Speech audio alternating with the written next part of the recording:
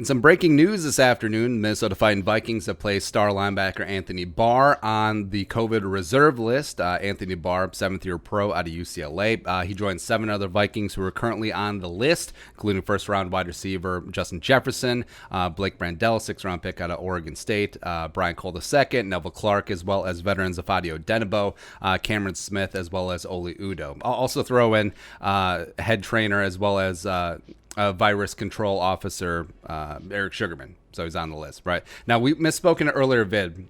We said that several players had tested positive. Now, there's 2 ways to get onto the COVID reserve list. A, either positive test, or B, just a precautionary quarantine if you've been in proximity to someone who did test positive, contact tracing, all of that stuff. Now, per the NFLPA agreement, team doesn't have to say. Doesn't really matter. Song remains the same, whether it's a positive test or just precautionary. So Anthony Barr now on that list, and he does join 15 others announced on Thursday who have been placed on the COVID reserve list. And you've seen the news throughout the league.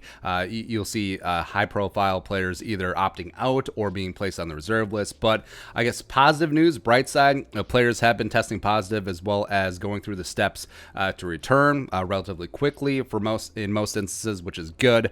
So the procedure now, player quarantines, and then they re-enter the facility after a number of negative tests. And like we said, it's a cliche at this point, but this is the new normal. You will see players come and players go, on the list, off the list, and frankly, it will impact the quality and caliber of play, both on the field as well as potentially who's going to end up winning the Super Bowl. Because if matchups in the playoffs or key games in the regular season or the Super Bowl itself, all of a sudden star player opposite team test positive or has been in contact with someone who's been positive, they go on that COVID reserve list, all of a sudden that changes the game as much as any other injury or alien abduction. So I guess another bright side, like we point out earlier today, that the Viking system, Eric Sugarman and company, do seem to have very strict and stringent procedures and policies in place. So they're catching it as well as mitigating the spread in the facility, as well as the Vikings are up there. In fact, they might have the lead for number of players on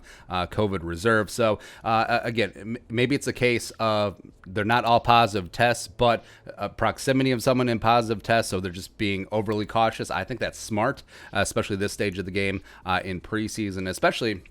You look around the league, you look at who's the executives in the league, you look at coaches as well, and they're in the same boat as the players, right? So I'm actually surprised that a prominent coach or executive hasn't been reported to test positive or be put in quarantine yet. And those are the ones that you have to be worried about the most, because those people are generally older. They're going to be in more vulnerable demographics, as well as the coaching lifestyle.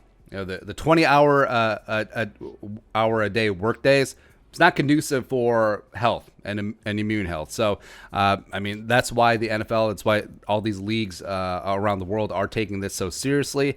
And even though it's not off to a great start with the Vikings, perception-wise, in the end, this might actually be good. Since the Vikings are seemingly taking this extremely seriously, it may pay off dividends towards the end of the year. But Anthony Barr, linebacker, up on blocks for a little bit on that COVID reserve list, and we'll keep monitoring. We'll see once some of these guys start returning to the field, how long it takes, how severe it was, etc. So, yeah.